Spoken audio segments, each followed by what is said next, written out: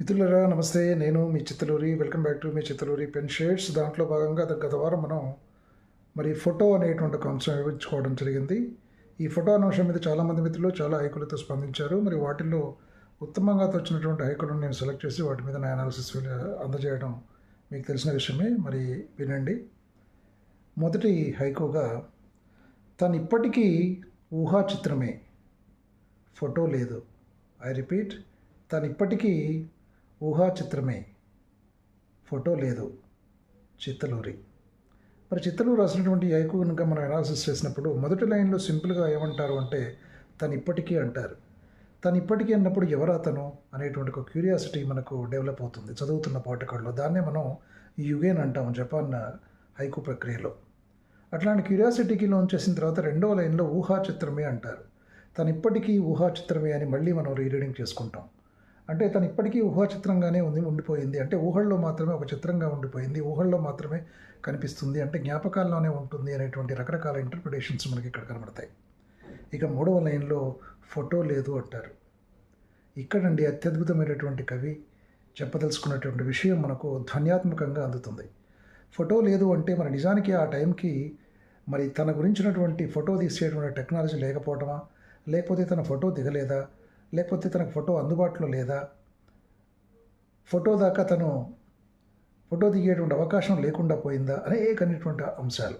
తర్వాత ఫోటో అనేది టెక్నికాలిటీస్లో తీసుకున్నప్పుడు సాంకేతిక పరికరం, అంటే కెమెరా, అంటే ఫోటోలో బంధించడం కంటే కూడా ఇన్ఫ్యాక్ట్ తను ఇప్పటికీ ఊహా చిత్రం ఏంటి, తన ఊహల్లోనే ఉంది. అంటే కృతకంగా లభించేటువంటి మనకి టెక్నాలజికల్ ఐటమ్స్తో ఒక విషయాన్ని బంధించడం కాకుండా తన మనసులోనే బంధించబడి ఉంది, మనసులో చలనచిత్రంగా ఉంది, ఆ వ్యక్తి ఊహల్లో అలాగే ఉండిపోయింది అనేటువంటి మరొక ఇంటర్ప్రిటేషన్స్ కూడా దీని నుంచి వస్తుంది. అంటే చాలా క్రిస్ప్గా మూడు పదాల్లోనే ఒక అద్భుతమైనటువంటి హైకు, ధ్వనితో కూడినటువంటి హైకును ఇక్కడ అందజేయడం జరిగింది. అండ్ నిజానికి ఇది ఏ మెమరీస్లో రాశానంటే, నేను నిజానికి my elder sister, I don't know that even I did not see her, but at the time of her there was no technology of photos అండి. అంటే ఒక సిస్టర్ పట్ల ఉన్నటువంటి ఒక కన్సిడరేషన్, అంటే ఒక అద్భుతమైనటువంటి love. But I could not see her, but all my family members could see that I'm the last one in the family. And so that's why at the time of my elder sister, there was no technology developed like this. ఆమె photo కూడా ఏది లేదు. ఆ రోజుల్లో photo దిగాలంటే ఎప్పటికో black and white photos కూడా చాలా కాలానికి వచ్చాయండి. అంటే చూడండి, ఒక మెమరీస్ని మనం జ్ఞాపకాల్లో బంధించాలనుకున్నప్పుడు ఫోటో టెక్నాలజీ అనేది చాలా మనకు హెల్ప్ చేస్తుంది.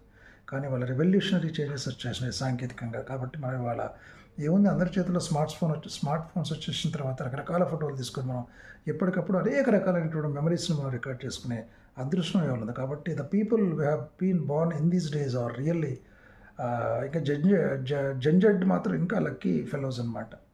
అట్లాంటి సౌకర్యాలు ఉన్నాయి. కానీ ఒక 40 సంవత్సరాల క్రితం అట్లాంటిది లేదు.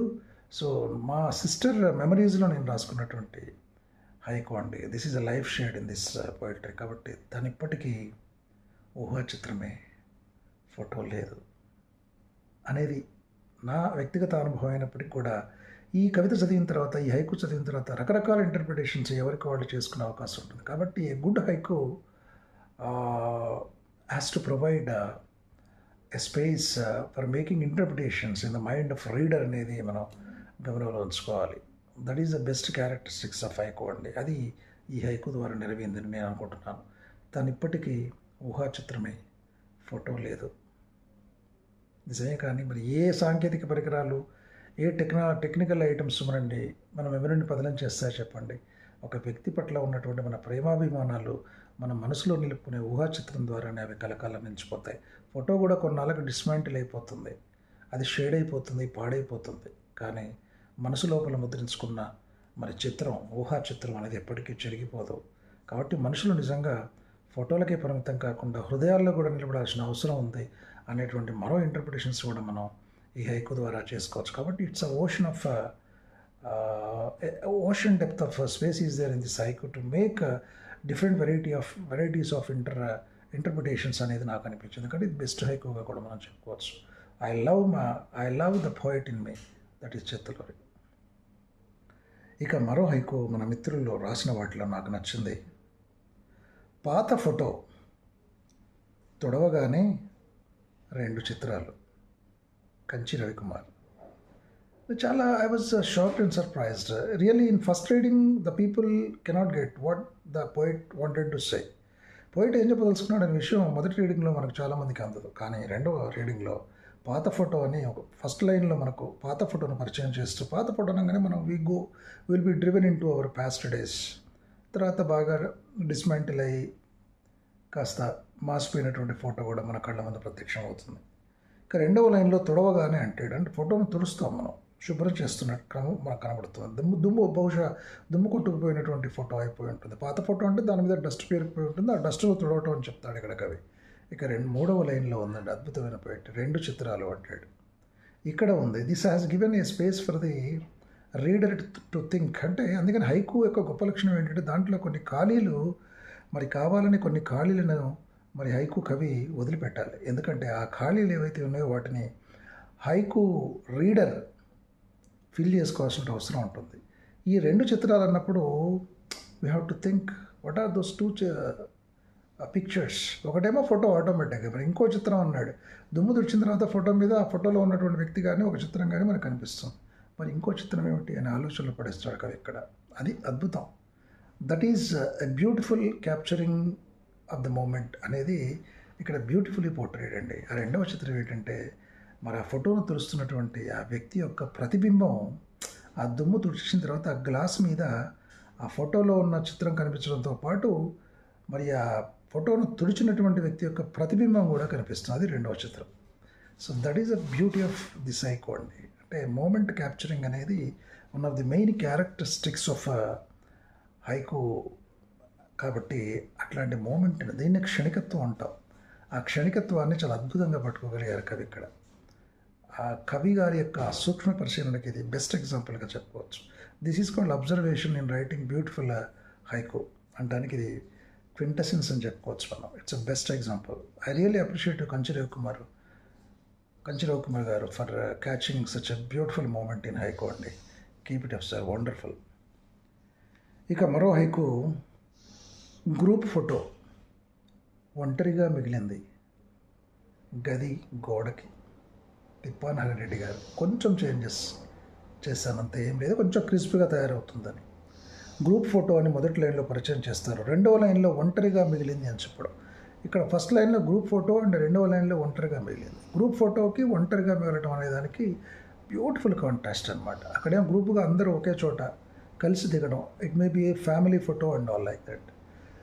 అట్లాంటి గ్రూప్ ఫోటో ఒంటరిగా మిగలటం అనేది the beauty of contrast that has been beautifully portrayed in this icon. And దాన్ని that is a capture that's been beautifully captured by this poet. Haiku ఆ క్షణికత్వాన్ని ఇక్కడ పట్టుకుని మనకు పరిచయం చేసాడు.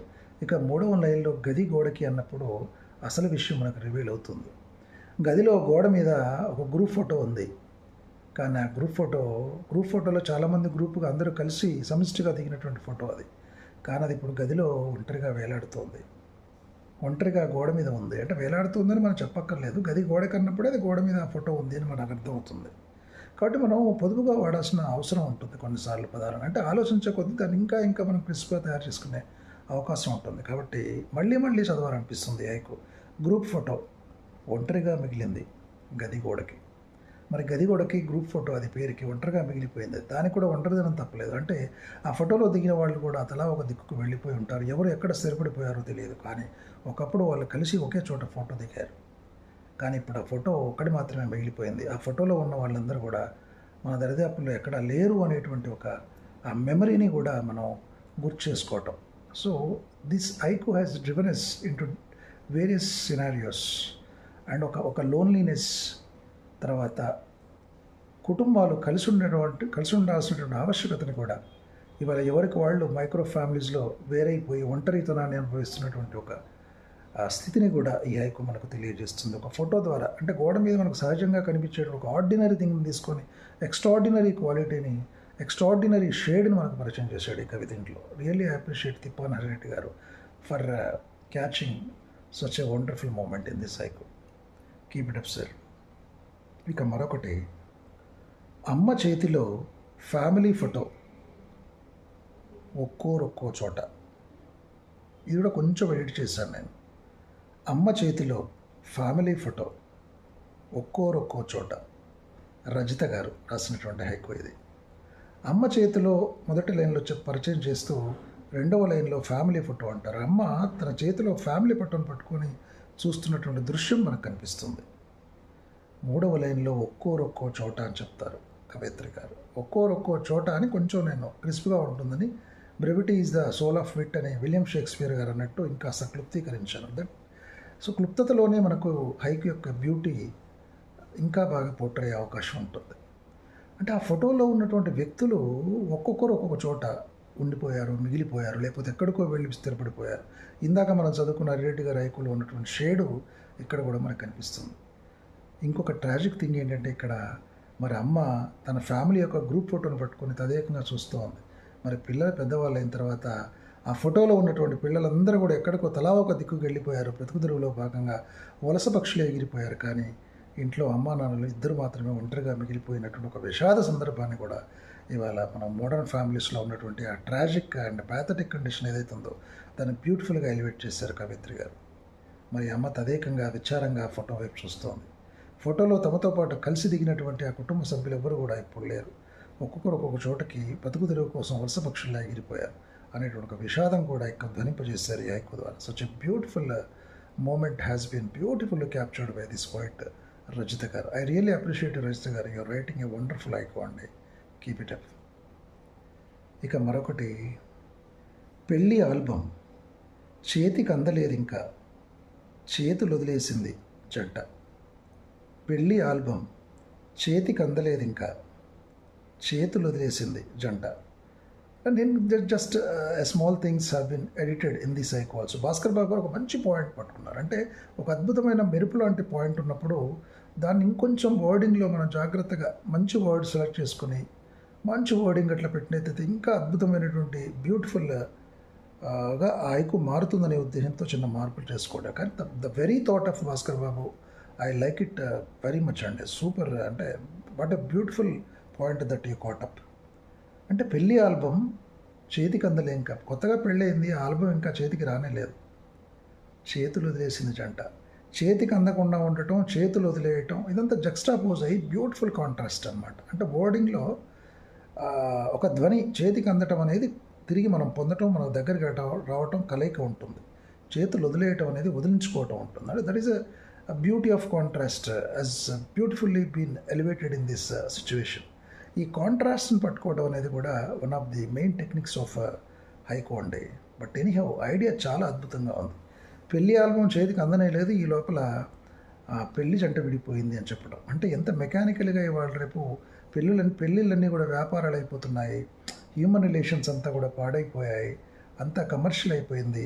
వ్యాపార సూత్రాలకు ఉన్న లక్షణాలన్నీ కూడా మానవ గొప్ప ఒకనొక మహా అనుభవమైనటువంటి మానవ సంబంధమైనటువంటి హ్యూమన్ రిలేషన్ అటువంటి పెళ్ళి అనేటువంటి ఒక పవిత్ర బంధం కూడా మరి కమర్షియలైజ్ అయిపోయి వెంటనే పారాణి ఆరకముందే మరి ఆ మగువకి ఏదో అయిపోయినట్టుగా మనం పాటలు విషాదకరమైనటువంటి సన్నివేశాల్లో పాడుకుంటాం. అట్లా పెళ్ళిళ్ళు కూడా క్షణాల్లో ఆ పెళ్ళిళ్ళు చేసేసుకుంటున్నారు, మళ్ళీ విడాకుల దాకా వచ్చేస్తున్నాయి.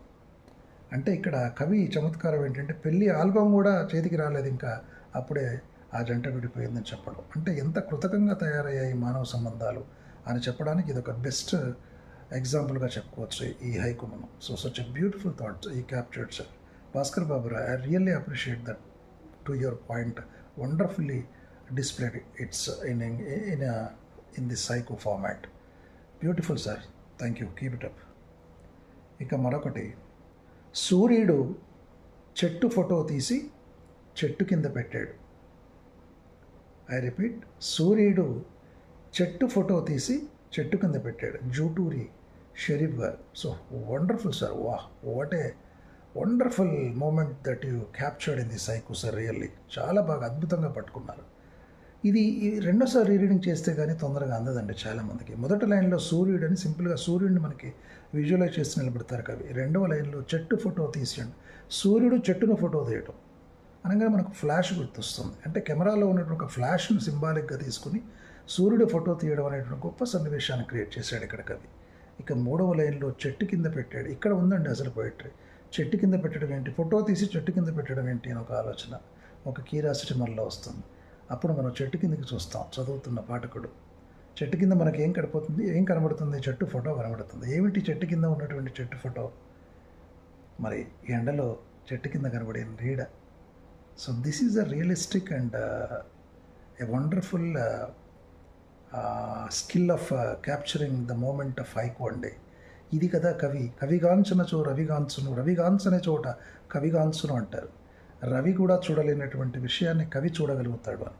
మరి అందరం మనం చూస్తాం, కానీ దాన్ని ఒక స్నాప్షాట్ లాగా, ఫోటోలాగా తీసి షరీఫ్ గారు పట్టుకున్నారు. So this is the beauty of capturing the moment in haiku అనేది చాలా అద్భుతంగా తీశారు. సూర్యుడిని మనం కిగో, జపాన్ వాళ్ళు చెప్పుకున్నట్టు ఋతు సంకేతంగా తీసుకున్నప్పుడు చెట్టును ఫోటో తీయడం అద్భుతమైన ఊహ. ఆ ఫోటోను కింద పెట్టడం ఇంకా అద్భుతమైనటువంటి ఊహ.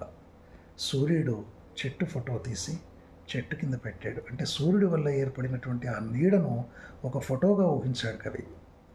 ఆ చెట్టు సూర్యకిరణాలు చెట్టు మీద పడడం వల్ల ఆ చెట్టు యొక్క నీడ చెట్టు కింద నీడగా మనకు కనిపిస్తుంది. ఈ సైంటిఫిక్ ఫ్యాక్ట్ని తీసుకొని కవి ఊహల్లో అద్భుతమైన పోయిటరీగా అతను ఊహించాడు.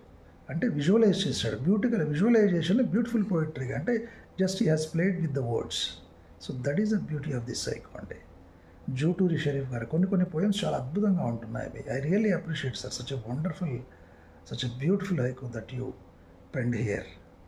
Once again I really appreciate you sir. సూర్యుడు చెట్టు ఫోటో తీసి చెట్టు కింద పెట్టాడు. మీరు కూడా మా అందరి ఫోటో తీసి మీ హృదయంలో పెట్టుకున్నారు. మీరు ఎంత మంచి హైకు రాసి మా హృదయంలో మీ ఫోటో పెట్టుకున్నారు. Once again I really appreciate. Keep it up Sharif sir, wonderful. ఇదండి ఈ వారం నేను ఇచ్చినటువంటి అనాలిసిస్. నాకు నచ్చిన హైకులు మరి మీ అందరికీ నచ్చిందనుకుంటాను. దయచేసి మిత్రులారా లైక్ చేయండి, షేర్ చేయండి, సబ్స్క్రైబ్ చేయండి నా YouTube channel Chittaluri pen shades. ఇలాంటి మంచి హైకు కవిత్వ విశ్లేషణ కోసం మరి చూస్తూనే ఉండండి మీ Chittaluri pen shades. Love you all.